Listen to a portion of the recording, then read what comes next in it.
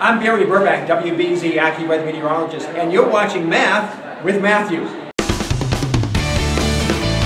It's Math with Matthew, so go kick off your shoes. Increase your worldview, it's Math with Matthew. On this episode, we welcome Beth Matthews, Steve Wertzler, Dawn Masidi, and the 4th grade students of Center School. And now, your host, Chelmsford's Mathematics Coordinator, Dr. Matthew Bayronabon. X equals 3. Welcome to Math with Matthew. I am Dr. Matthew Bayronabon, the Mathematics Department Coordinator for the Chelmsford Public Schools. On our middle school episode, we shared our first music video, What is the Value of Pi, that has been seen over 23,000 times. We are now premiering our next video of Polygons Are Awesome, featuring 4th grade students from Center Elementary School. Let's take a look at the video. Right, class. Well, I don't have to tell you about the importance of polygons in geometry. Right, let's review here. We have 3 sides is a triangle. 4 sides is a quadrilateral. What is the name of a 5-sided polygon? Class. Why does learning about polygons have to be so boring? Oh, who's that? I'm not expecting anybody. Polygons are awesome. Polygons are cool when you have straight sides. Polygons are awesome when they're drawn nice and wide. Shapes are always better when they're stuck together. Side by side, you and I will look similar, be regular forever. We're the same, I'm like you like me. We're all working in harmony. Polygons are awesome. Polygons are cool when you have straight sides. Polygons are awesome when they're drawn nice and wide. I'm Robus the Rapper, I'm here to say life as a polygon is pretty great. All straight sides makes me awesome. All same size, even more awesome. I still got love for other polygons. Hexagon, pentagon, nonagon, decagon. Poly means many, God means ang. The smallest one is called triangle. That's enough of my rap buffet. Keep on living the polygon way. Peace! Shapes are always better when they're stuck together. Side by side, you and I will look similar, be regular forever. We're the same, I'm like you like me. We're all working in harmony. Polygons are awesome. Polygons are cool when you have straight sides. Polygons are awesome when they're drawn nice and wide. Polygons are awesome. Polygons are cool when you have straight sides. Polygons are awesome when they're drawn nice and wide.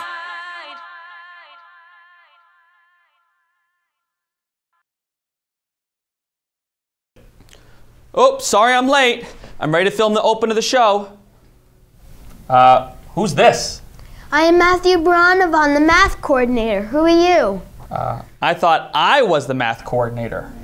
Please take a look at my badge. It says that I am the coordinator. Do you have a badge? I thought I had a badge. I can't seem to find it though. Okay, well I need to finish taping this open for the show. Okay. Sorry I interrupted. Thank you to Lucas Miratore, Kate Burgess, Dan Williams, Tom Peterson, Zach McIntyre, and the 4th graders from Center School for this great work on this video. On this episode of Math with Matthew, we first began learning about the district's MCAS prep program in math. Next, we learn about some of our fast fluency programs at the elementary level. And finally, we learn about how universal design for learning is incorporated in elementary math lessons. But first, let's begin by seeing each of our elementary schools.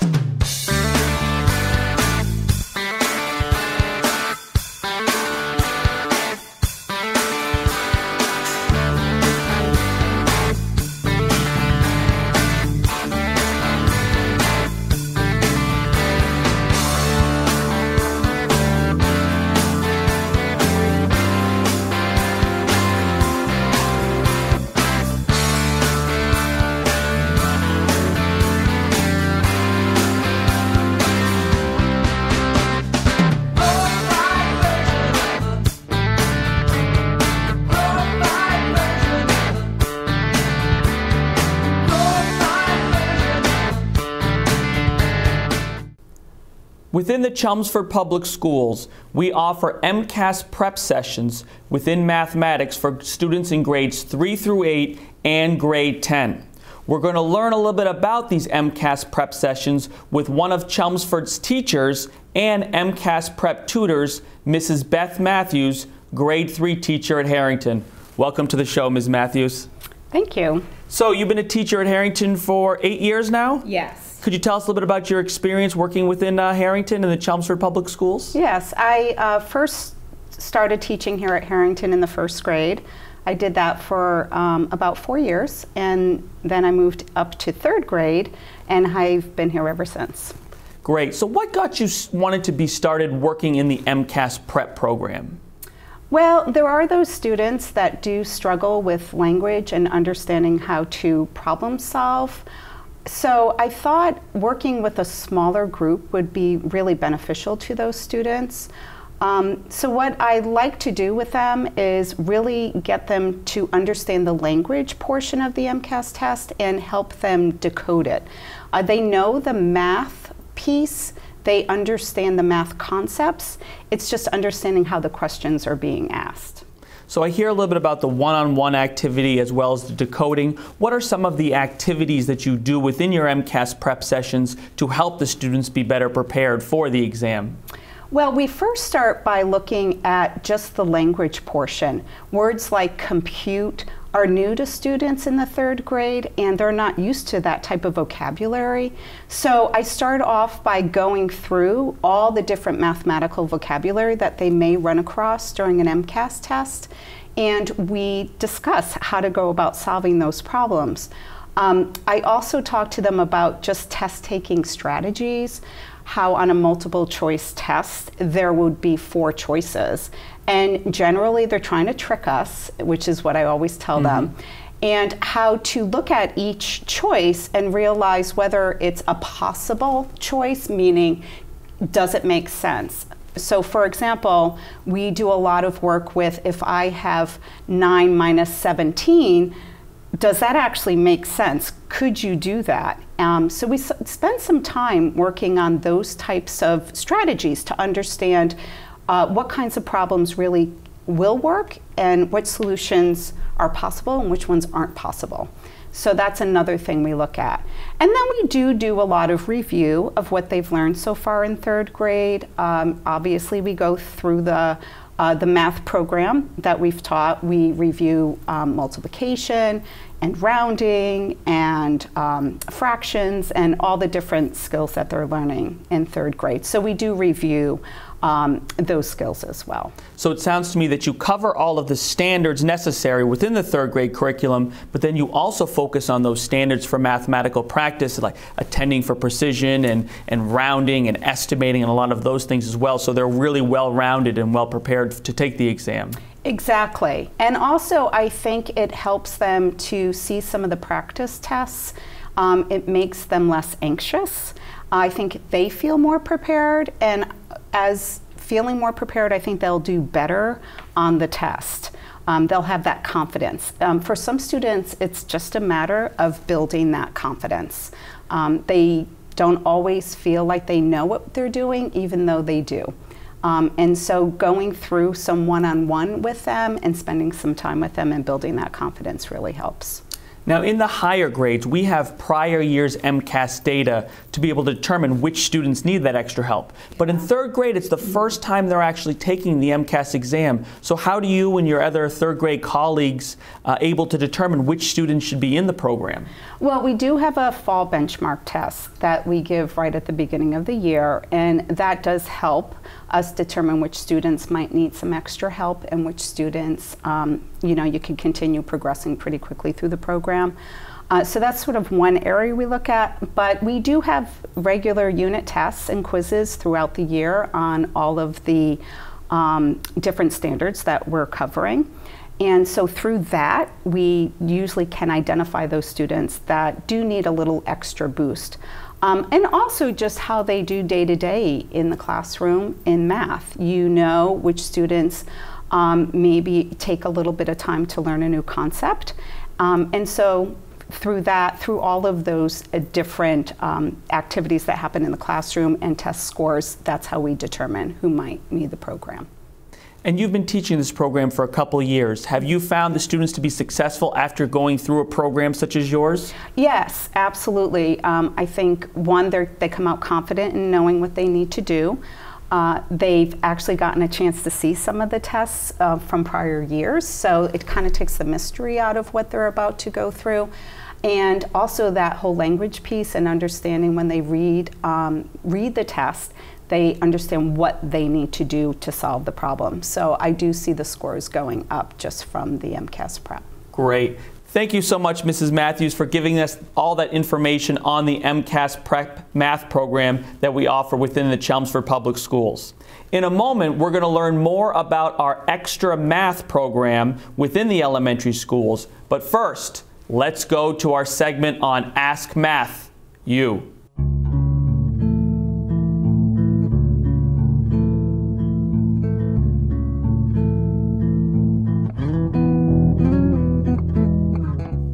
In this segment, we offer elementary parents the opportunity to ask questions of me that involve the mathematics and mathematics curriculum at the elementary level, and I answer the questions for everyone here. Let's take a look at our first question. What online resources are there for math expressions? There are two options for parents who want online resources for the Math Expressions program. The first is www.eduplace.com, which is a free resource that requires no passwords or login. You just find the Math Expressions book that your child uses, and you have a variety of resources. Also, there is the Think Central site that can be found on a link from the Chelmsford Public Schools homepage, as well as your child's homepage to his or her school. There is a login that the students have, and it gives parents a variety of resources to help support the mathematics curriculum. So it seems like my daughter's 4th grade math curriculum has changed this year. Is it different and in what ways? Yes, in fact, there are some small changes to the mathematics curriculum this year. Although we are still using math expressions, this is an updated version of the program that is aligned directly to the Common Core. The ideas and concepts are all the same, but it is an updated version that we'll be using for at least the next 2 years. I want my child to have extra help with fact fluency. What would I do? This is a great question, as many students in the lower elementary level struggle with fact fluency. And our next segment is going to focus on some of the resources that we provide to help students with fact fluency.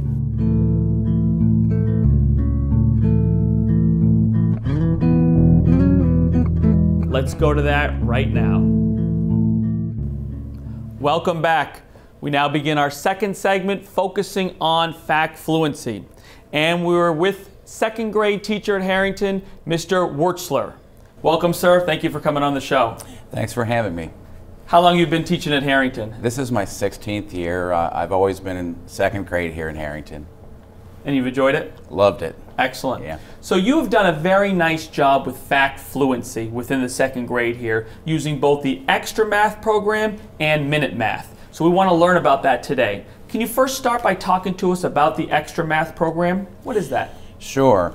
About 4 years ago, a colleague of mine, the late Christy Martin, came to me, and she was telling me about this program that she was real enthusiastic about, called Extra Math. And so when I started learning about extra math, at the time I was involved in doing Minute Math. Minute Math is more the paper copy where kids once a day, they'll solve 30 problems in about 75 seconds. And I get to monitor each kid's progress on an individual level, and they progress at their own rate. Well, when I started doing the extra math, the thing that was really incredible was this computer program that's free to the public. When the kids were doing the extra math, their progress on the computer with the extra math, it parallels the same progress that they're making on the paper copy. So it's really focusing on the 4 basic computational skills: addition, subtraction, multiplication, and division. Yeah. Yeah, and the nice thing is that there's all kinds of alternatives to how the program works based on where a kid is at in their fact fluency. For instance, some kids need a little bit more time, and there's a 6-second program versus the regular 3-second program. The way that it works, as the math facts show up on the screen, the kid has 3 seconds to type in the right answer. If the right answer is not typed in, it'll show up on the screen. Now, is this something that's only used in 2nd grade? No, it's used throughout the district. There are several teachers throughout the elementary grades that are using extra math. So there are several teachers using it. And you start with addition subtraction first, and once they have mastery with that, they move to the multiplication division? Yeah.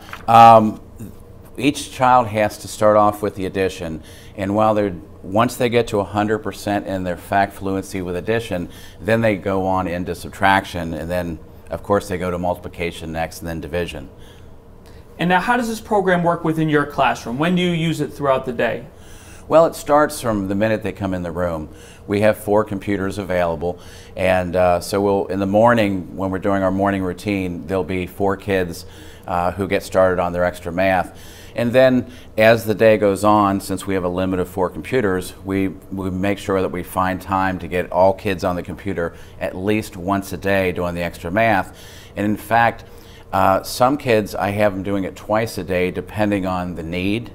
A lot of my kids are already into subtraction, and some in multiplication, and some in division. But there's some that I'd like their math fact fluency to continue to improve. So those kids, I give them a double dose. Now, it's great that you're able to get them on the computers practicing at least once a day. Can they also do it from home? Yeah, it's the way that I set it up is over the summer, before we end the school year, I send home a sheet so the parents will know how to log on. And when I contact the parents, I help them to get logged on to make sure they're all set, so that by the time we start the beginning of the year, just about all of my kids have already had some exposure to doing extra math. And so it's part of their nightly homework. Of the 4 nights of the week that we have homework, 3 of those nights they're required to do extra math. And you know, it really makes a big difference. You know, by the time the kids come to 3rd grade, I really want my kids to know their math facts. Well, I see you have a very elaborate management system of all this data from the extra math. Can you tell us a little bit about you know, how you gather this data and how it's used to drive instruction and knowledge of fact fluency? Sure.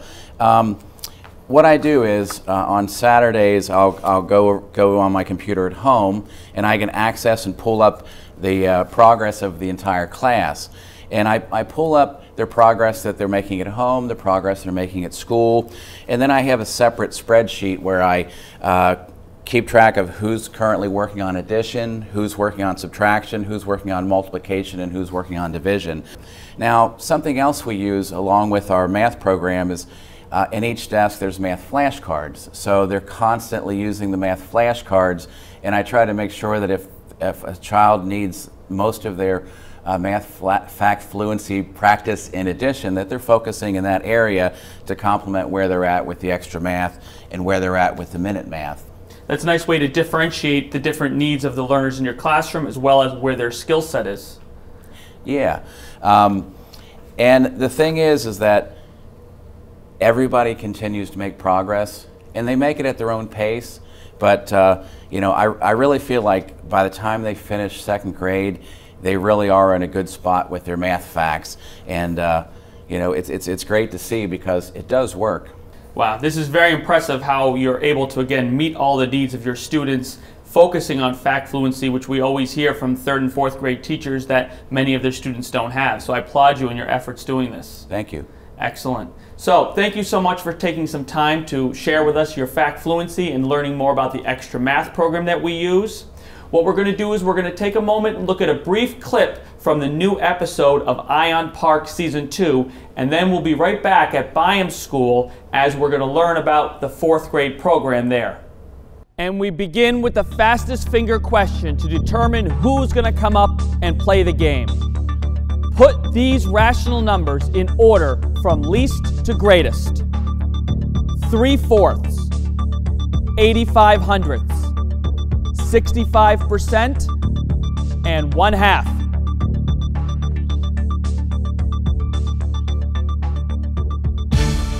And now, let's see the correct answers in order. It is 1/2, 65%, 3/4, and 85/100. Let's see who got the correct answer in the shortest time. It's Jackie! Congratulations, Jackie! Welcome back. Within the Chelmsford Public Schools, we use the Universal Design for Learning among all grade levels and subjects. Today we're going to learn about how we use the Universal Design for Learning within mathematics at the elementary school with Mrs. Dawn Masidi, grade 4 teacher at Byam. Welcome to the show. Thank you for having me. Great. So talk to us first, what is UDL? So UDL stands for Universal Design for Learning. It's a set of teaching principles that can be built into lessons to anticipate where students might have misunderstandings regarding the concept that you're teaching. And ideally, a teacher is able to build in certain aspects to the lesson to try to avoid those pitfalls. So a good UDL lesson includes 3 parts. It offers students multiple ways to access the same information, the same content. It offers students choice in how they express their own understanding of the concept. And it emphasizes having multiple ways of students staying engaged in the lesson. Great. So how did you get involved with UDL? So I originally learned about UDL through a course that was offered to Chelmsford teachers. I took the course 2 summers ago with Katie Novak and learned about strategies for implementing UDL in all of my lessons. But today I'll focus on how I use them in math. All right, so let's talk about the mathematics. What does a math lesson look like that has UDL embedded in it? So if I were to teach a typical UDL lesson, I would try to implement some part of each of the 3 principles. So I might begin the lesson by using a YouTube clip or some other engaging kind of hook to get the kids invested in what we're doing, get them interested, pique their curiosity a little bit. I would then try to build in some choice into the lesson. So I might give the kids some choice in whether they work independently or work with a small group or work with a partner. Often give them the choice to work at a small table with me for a little bit of extra support if that's what they need. It might be as simple as offering the kids the choice between using grid paper or a whiteboard. And just a little choice like that can actually make the difference for some kids about how invested they stay in the lesson. And then finally, I would try to keep the kids engaged by using some kind of hands-on, manipulative technology, something that gets them interested and keeps them interested throughout the course of the lesson. Yeah, it really sounds like you're able to differentiate the lesson as well as keeping the kids engaged by using some of these principles of UDL. Yeah, that's the goal. Excellent. So you also get some equipment into your classroom by taking this UDL course. Can you share with us what you have? Yep, so as a result of taking the course, I was kind of put on the track to get an interactive whiteboard in my classroom that we use every day. And then I got the technology that goes with it, the computer that's compatible with the interactive whiteboard. So it's really kind of given me some motivation to learn more about technology and how I can use it to meet the needs of my kids. All right, so let's focus on the lesson that you're teaching today. Can you tell us a little bit about what the lesson is? Yes, so in the Math Expressions program, there's a character, a very beloved character named the Puzzled Penguin. He's built into some of the lessons, but he's in the students' workbook, and the lessons get a little bit tedious after a while. The kids get a little bit sick of the Puzzled Penguin because they know they have to write a lot to explain their thinking about how to correct his mistakes. So what I did was tried to bring the Puzzled Penguin to life. So we have our little penguin friend here. I've searched the internet for videos that would kind of get the kids involved, and one of the things I found was a very, very funny video of penguins falling. Penguins falling on rocks, penguins falling on beaches in the water. And so what I'm hoping is that by sharing that with the students before we begin and demonstrating how penguins make mistakes in all areas, not just math, that it will make the kids laugh, get them invested, and make them want to find out more about what they can do to help this little penguin friend of ours. And so each student will receive a little card that looks like this. It's a puzzled penguin card, and it has a mistake in adding or subtracting mixed numbers that the students have been working on, but we've seen a lot of common errors. And by making those same mistakes through the puzzled penguin, it gives them a chance to correct those mistakes and teach another person how to avoid those mistakes in the future when it's really just the penguin and nobody's feelings get hurt. It seems like a great way to really get the kids involved and engaged in the lesson as they're trying to learn about something like mixed numbers, which is not the most exciting concept.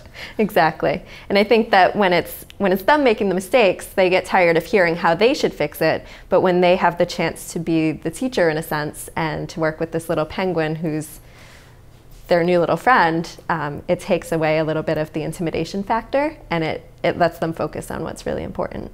And do you feel by using some of these principles of UDL within the math lessons, it's made you a stronger teacher and help with student learning? Absolutely. One of the things that I find is that if you get the kids invested in the lesson from the beginning and keep them engaged throughout the lesson, they're more likely to persevere in problem solving and solving the problem that we had in the first place. And so I do see that when students are engaged through these principles, they have a higher success rate. They have a better chance of understanding at the end what the concept was that they were introduced to in the beginning. And that's so important, not just the memorization of the concept, but truly understanding it so they retain it long term. Yeah, the follow through is very important. Great, excellent. Well, thank you so much for that information on UDL and how it's used within the mathematics classrooms at the elementary level. We're going to end this show by seeing one more time the song Polygons Are Awesome. I want to thank all of our guests for being on the show, Mr. Tom Peterson and everyone at CTM. Thanks for our third episode of Math with Matthew. Right, class. Well, I don't have to tell you about the importance of polygons in geometry. Right, let's review here. We have 3 sides is a triangle. 4 sides is a quadrilateral. What is the name of a 5-sided polygon? Class. Why does learning about polygons have to be so boring? Oh, who's that? I'm not expecting anybody. Polygons are awesome. Polygons are cool when you have straight sides. Polygons are awesome when they're drawn nice and wide. Shapes are always better when they're stuck together. Side by side, you and I will look similar, be regular forever. We're the same, I'm like you like me. We're working in harmony. Polygons are awesome. Polygons are cool when you have straight sides. Polygons are awesome when they're drawn nice and wide. I'm Robus the rapper, I'm here to say life as a polygon is pretty great. All straight sides makes me awesome. All same size, even more awesome. I still got love for other polygons. Hexagon, pentagon, nonagon, decagon. Poly means many, God means ang. The smallest one is called triangle. That's enough of my rap buffet. Keep on living the polygon way. Peace! Shapes are always better when they're stuck together. Side by side, you and I will look similar, be regular forever. We're the same, I'm like you like me. We're working in harmony. Polygons are awesome. Polygons are cool when you have straight sides. Polygons are awesome when they're drawn nice and wide. Polygons are awesome. Polygons are cool when you have straight sides. Polygons are awesome when they're drawn nice and wide.